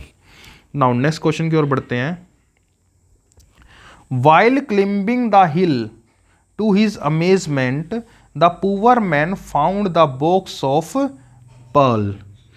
जब उस पे हिल के ऊपर चढ़ने लग रहा था खुशी खुशी में एक गरीब आदमी, तो उसने क्या पाया, एक बॉक्स ऑफ पील्स पाया। ठीक है, एक गहनों से भरा एक टाइप से, पील्स मोती होते हैं, पील्स मीन्स होता है मोती, तो मोती से भरा हुआ एक बक्सा मिला। अब क्या वो बक्सा फिक्स है? देखो स्ट्रक्चर क्या है, अगर हम इसको ध्यान से देखें तो बॉक्स ऑफ पर्ल्स है। यहाँ पे नाउन ऑफ नाउन का तो स्ट्रक्चर है, लेकिन क्या ये जो बॉक्स है वो मिलना फिक्स था क्या वो एक डेफिनेट बॉक्स था? उसे कोई एक मिला है। ठीक है, कोई एनी बॉक्स मिला है। ए के बहुत सारे मीनिंग होते हैं, आपको पता ही है, anti, against, one, any, all, ये सभी मीनिंग होते हैं, और इनमें से जो ये है ये एनी मीनिंग कन्वे कर रहा है, कोई एक मिला। ठीक है, अब यहाँ पे कोई डेफिनेट नहीं है, तो यहाँ पे हमें क्या लिखना होगा, दा नहीं लगेगा, यहाँ पे लगेगा a article. While climbing the hill to his amazement the poor man found a box of pearls. ठीक है, नेक्स्ट क्वेश्चन की ओर बढ़ते हैं। नेक्स्ट क्वेश्चन है हमारा, the blast derailed the lives of many people. The blast derailed the life of many people but in an year। अब देखो यहाँ पे, ये इसके बारे में ऑलरेडी आपको बता चुका हूँ स्टूडेंट्स। जो ईयर होता है, इस ईयर को हम क्या बोलते हैं, ईयर बोलते हैं। इसको ईयर नहीं बोलते, इसको ईयर नहीं बोलते, इसको बोलते हैं ईयर। अब ईयर के साथ आप एन नहीं लगाओगे, ये का साउंड है तो ए लगेगा, लेकिन यहाँ पे एन लिख रखा है, ये गलत है, आपको डायरेक्ट लिखना होगा a, year. Now next question की ओर बढ़ते हैं। Cowards die several time but the braves die but once. जो कावर्ड होते हैं, जो डरपोक होते हैं, वो हर रोज मरते हैं बार बार, लेकिन जो ताकतवर होते हैं, जो ब्रेव होते हैं, वो सिर्फ एक बार मरते हैं। अब देखो समझना, जैसे कावर्ड हो गया और जैसे ब्रेव हो गया, ये सभी क्या होते हैं, ये ह्यूमन की कुछ क्वालिटीज होती हैं। ठीक है, और अगर हम इनकी बात करें तो कावर्ड तो आपका एक नाउन है, ध्यान रखना, कावर्ड क्या है, आपका एक नाउन है, तो ये तो सही है। कावर्ड नाउन के साथ आप SEIS लगा सकते हो, लेकिन जो ब्रेव है ना, ये नाउन नहीं, ये क्या है, हमारा एडजेक्टिव है, और हमें पता है एडजेक्टिव के अंदर हम SEIS नहीं लगा सकते, लेकिन हमने यहाँ पे क्या कर दिया, SEIS लगा दिया, तो ये तो गलत हो गया। डायरेक्ट लिखो द ब्रेव। एक और चीज समझना, अगर हम एडजेक्टिव में जो ह्यूमन बीइंग के विशेषण है उसके साथ दा लगा देते हैं, यानी कि एक स्ट्रक्चर बना दिया दा प्लस एडजेक्टिव, तो जो स्ट्रक्चर बनता है उसके लिए हम क्या इस्तेमाल करते हैं, ये जो स्ट्रक्चर बनता है ये बन जाता है हमारा plural common noun, plural common noun.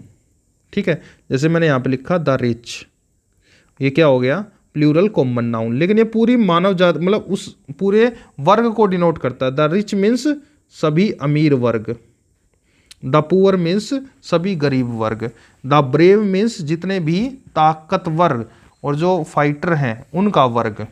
तो यहाँ पे अगर हम ऐसे लिखें तो प्लूरल कॉमन नाउन बन जाता है वो, और इसके साथ SEIS नहीं लग सकता क्योंकि एडजेक्टिव में ये क्वालिटी नहीं होती कि उसके साथ हम SEIS लगाएं, तो इस वजह से यहाँ पे डायरेक्ट लिखो द ब्रेव, यही आपका सही आंसर होगा। नेक्स्ट क्वेश्चन की ओर बढ़ते हैं। नेक्स्ट क्वेश्चन हमारा, Akbar became a heir to the throne at very young age of 13। 13 साल की उम्र में अकबर क्या हो गया था, उत्तराधिकारी बन गया था। अब देखो यहाँ पे सिंपल सा है, जो ये होता है इसका मीनिंग होता है उत्तराधिकारी, लेकिन यहां से दिक्कत क्या है, हम इसको क्या पढ़ते हैं, इसको पढ़ते हैं हेयर। ठीक है, हेयर, लेकिन ये हेयर नहीं होता, ये क्या होता है, ये होता है एयर। अब अगर ये आपका ए का साउंड है तो ए के साथ तो आपको पता ही है एन लगता है, लेकिन हमने यहाँ पे क्या लिख रखा है, ए लिखा हुआ, तो ये तो गलत हो गया। यहाँ पे क्या आना चाहिए, एन एयर। तो ये हो गया आपका सही answer. Now student next question की ओर बढ़ते हैं। The both brothers are safe now and are recuperating. देखो समझना, बोथ के साथ अगर कहीं पे भी आपको ऐसे मिल जाए ना, तो बोथ पहले आता है, ठीक है। बोथ जो होती है ये एक्चुअल में कंजंक्शन होती है, इसका जो जोड़ा बनता है वो बनता है एंड के साथ। आपको ध्यान रखना है, हम ऐसे बोलते हैं बोथ द बॉयज, ठीक है। नाउन के साथ लिखते हैं, अगर आपने बोथ लिखा हुआ है, या अगर हम लिखें ऑल द बॉयज, तो इस तरीके से अगर हम डिटर्मिनर लिखते हैं, बोथ लिखते हैं, ऑल लिखते हैं, तो इनके बाद है ना आर्टिकल बाद में आता है, ठीक है। ये बात आपको ध्यान रखनी है। लेकिन यहाँ पे हमने क्या कर दिया, बोथ से पहले आर्टिकल लिख दिया, तो ये गलत है। आपको लिखना चाहिए both the brothers, both the brothers. तो ये हो गया आपका सही आंसर। नेक्स्ट क्वेश्चन की ओर बढ़ते हैं। नेक्स्ट क्वेश्चन आ गया हमारा, when the principal entered the classroom all boys shook in their shoes. अब देखो यही काम है ऑल के साथ भी, तो ऑल के साथ भी आपको क्या लिखना होगा, द लिखना होगा। यहाँ पे मैंने कहा ना भी ये फ्रेज होगी, all the students, both the boys, both the brothers. तो ऑल के साथ, बोथ के साथ, इनके साथ ये कुछ फ्रेज होते हैं जिनके साथ डिटरमिनर के साथ हमें द लिखना पड़ता है। तो यहाँ पे आएगा all the boys shook in their shoes. Now next question की ओर बढ़ते हैं। Father in him could not bear the condition of his ailing daughter. Father in him, देखो अगर आपको एज ए नॉर्मल फादर लिखे ना, फादर, तो ये हो गया एक पिताजी, एक कॉमन नाउन हो गया, ए फादर आ सकता है नॉर्मल, कोई दिक्कत नहीं है। लेकिन अगर हम उसके जो पिता होने के गुण की बात करें, ठीक है, अगर हम बात करें when we talk about the personality present inside a person, तो उस सिचुएशन में हम उस पर्सनैलिटी के लिए द का इस्तेमाल करते हैं। जैसे मातृत्व के लिए मदरहुड होता है, अगर मैं लिखा मदर, तो ए मदर या द मदर अगर मैं लिख रहा हूं, तो इसका मीनिंग हो गया जो मातृत्व है, जो मातृत्व है उस माता में, ठीक है, उस फीमेल में। ऐसे ही अगर मैं लिखूं द जज इन हिम, द जज इन हिम, जो जज है उसके अंदर जो वो पर्सनैलिटी है उसका जिक्र करूं, तो उसके साथ द लिखना पड़ेगा। ऐसे ही यहाँ पे जो फादर है उसकी जो पर्सनैलिटी उसके बारे में जिक्र आ रहा है, फादर इन हिम, जो उसके अंदर पितृत्व है, पिता होने का गुण है। कुड नॉट बियर, सहन नहीं कर पाया किसकी, अपनी बेटी की कंडीशन को, जो वो बीमार थी। तो यहाँ पे फादर इन हिम नहीं, क्या लिखना पड़ेगा, the father in him, the father in him. तो ये होगा इसका सही आंसर, ठीक है स्टूडेंट्स। नाउ नेक्स्ट क्वेश्चन की ओर बढ़ते हैं।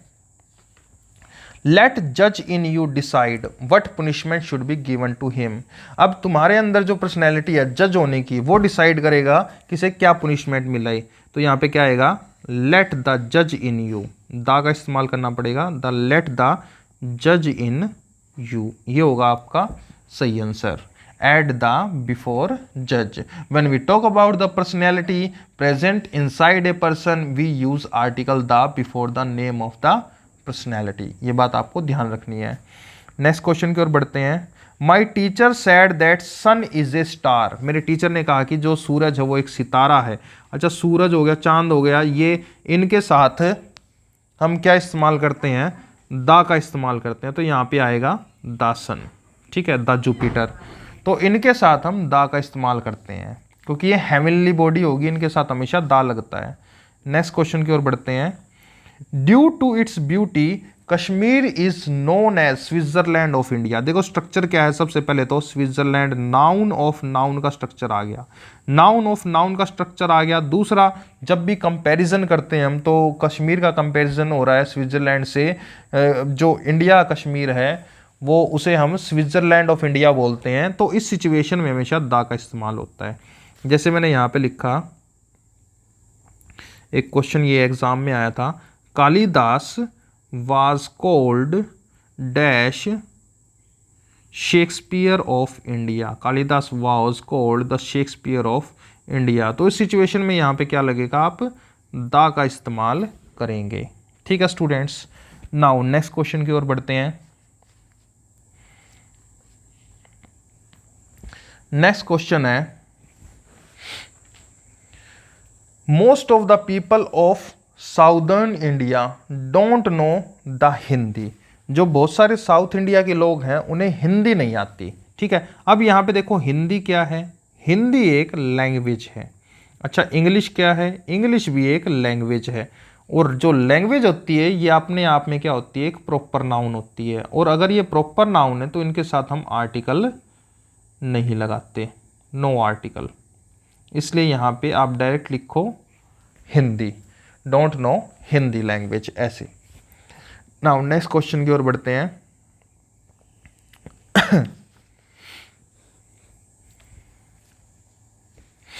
He went for the lunch at 1 PM and then return। वो लंच के लिए गया और फिर 1 बजे अपना आ गया। ठीक है, he went for the lunch at 1 PM, 1 बजे वो गया और फिर वो वापस आ गया। अब देखो यहाँ पे क्या है, लंच है। ध्यान से समझना, अगर कोई ब्रेकफास्ट हो, लंच हो या डिनर हो तो उनके साथ हम आर्टिकल नहीं लगाते। लेकिन अगर हमने कोई स्पेसिफिक लंच की बात कर ली, जैसे टिफ़िन बनाया, लंच बनाया, lunch, what kind of lunch, made by his mother. कौन सा लंच है, what kind of lunch, made by his mother. तो ये जो मेड बाय हिज मदर है ये क्या बता रहा है, ये आपका एडजेक्टिवल फ्रेज बता रहा है और इसकी वजह से स्पेसिफिक लंच हो गया। तो इस सिचुएशन में हम यहाँ पे क्या लिखेंगे, दा। लेकिन नॉर्मल लंच की बात करें तो उसके साथ दा आर्टिकल नहीं लगेगा। ही वेंट फॉर लंच आएगा डायरेक्ट, यानी नो आर्टिकल। ये बात आपको ध्यान रखनी है। नाउ स्टूडेंट नेक्स्ट क्वेश्चन की ओर बढ़ते हैं। The honesty is a virtue. देखो समझना, ऑनेस्टी हमारा कैसा नाउन है, ऑनेस्टी हमारा एब्स्ट्रैक्ट नाउन है। और एब्स्ट्रैक्ट नाउन के साथ आपको ध्यान रखना है, मैं ऑलरेडी बता चुका हूँ, एब्स्ट्रैक्ट नाउन के साथ नो आर्टिकल, किसी प्रकार का आर्टिकल नहीं लगता। अच्छा, दूसरा, अगर हम ऑनेस्टी की बात कर रहे हैं तो है तो ये एब्स्ट्रैक्ट नाउन, लेकिन अगर मैंने ऑनेस्टी को स्पेसिफिक कर दिया, जैसे मैंने लिख दिया dash honesty of Karan is well known. ठीक है, करण की ईमानदारी हर कोई जानता है। अब यहाँ पे किसकी बात हो रही है, ऑनेस्टी ऑफ करण, ये स्पेसिफिक हो गया, नाउन ऑफ नाउन का कॉन्सेप्ट आ गया। तो इस सिचुएशन में हमें यहाँ पे दा का इस्तेमाल करना सही होगा। ये वही स्ट्रक्चर हो गया, Ram is a good boy, कोई दिक्कत नहीं है। लेकिन अगर मैंने लिखा द राम ऑफ रामायण तो उसमें दा लगेगा। जैसे मैंने यहाँ पे एक और लिखा, life is full of ups and downs. अगर मैंने ऐसे लिखा है life is full of ups and downs तो लाइफ हो गया आपका एब्स्ट्रैक्ट नाउन। लेकिन अगर मैंने ऐसे लिख दिया life of Sita is full of ups and down, तो इस सिचुएशन में आपको यहाँ पे क्या लिखना पड़ेगा, दा, क्योंकि अब मैंने इसको क्या कर दिया है, स्पेसिफिक कर दिया है। तो नॉर्मली अगर आप एब्स्ट्रैक्ट नाउन की बात करो तो उसके साथ आर्टिकल नहीं लगेगा, लेकिन अगर आपने उसको पर्सोनिफाई कर दिया या स्पेसिफिक कर दिया तो उस सिचुएशन में आप उसके साथ दा का यूज करेंगे। नाउ स्टूडेंट नेक्स्ट क्वेश्चन है, every morning the sun rises in east. देखो सन के साथ दा है, ये तो सही है, लेकिन ईस्ट जो है, देखो मैंने अभी थोड़ी देर पहले भी आपसे बात की थी, ईस्ट हो गया, वेस्ट हो गया, ये क्या बताता है, एक तो बताता है ये डायरेक्शंस। ठीक है, जब ये डायरेक्शन बताता है तो इसके साथ लग जाता है दा। लेकिन अगर ये किसी नाउन के साथ, प्रॉपर नाउन के साथ आता है, जैसे east India company, east India हो गया, तो इसके साथ हम, या साउथ कोरिया हो गया, तो इन सिचुएशन में हम इनके साथ दा नहीं लगाते। लेकिन अगर डायरेक्शन की बात है तो दा लगेगा। तो यहाँ पे क्या आएगा, दा, दा आएगा। ठीक है, क्योंकि डायरेक्शन के साथ हमें दा का इस्तेमाल करना होता है। Every morning the sun rises in the east. Next question है, he is best player in India. अब देखो बेस्ट क्या है, ये हमारी सुपरलेटिव डिग्री है और हमें ये अभी कई बार डिस्कस हो चुका है कि जो सुपरलेटिव डिग्री होता है उसके साथ क्या लगता है, दा लगता है। तो यहाँ पे सही आंसर होगा he is the best player, ये हो गया आपका सही आंसर। ठीक है, नेक्स्ट क्वेश्चन की ओर बढ़ते हैं। When I meet him the couple of days back he was writing a new book. जब मैं उससे कुछ दिन पहले मिला, कुछ दिन पहले, कोई स्पेसिफिक दिन नहीं बता रखे कौन से दिन। ही was writing a new book, वो क्या कर रहा था, एक नई बुक लिखने लग रहा था। अब यहाँ पे जो कपल ऑफ डेज है इसका कोई स्पेसिफिक जिक्र नहीं है कौन से दिन, तो इस वजह से कौन से दिन हैं तो यहाँ पे दा नहीं, क्या आएगा, ए आएगा। ये बात आपको ध्यान रखनी है। तो यहाँ पे सही आंसर होगा when I meet him a couple of days back he was writing a new book. ठीक है, ध्यान रखना ये होते हैं ना, एक कपल होता है, ऐसे ही ए डजन होता है, ऐसे ही ए मिलियन होता है, इनके साथ ए आर्टिकल लगता है, ना कि दा। ठीक है, तो होप आपको अच्छे से क्लियर हो गए होंगे स्टूडेंट। ये था हमारा प्रैक्टिस सेशन, कौन से चैप्टर का, आर्टिकल चैप्टर का। अगर आपको हमारी ये वीडियो पसंद आई है तो अपने दोस्तों में ज़रूर शेयर करें और हमारे चैनल को लाइक, शेयर एंड सब्सक्राइब ज़रूर करें स्टूडेंट्स। तो आज के लिए इतना ही, thank you students. Next video में मिलेंगे कुछ नए कॉन्सेप्ट को लेकर।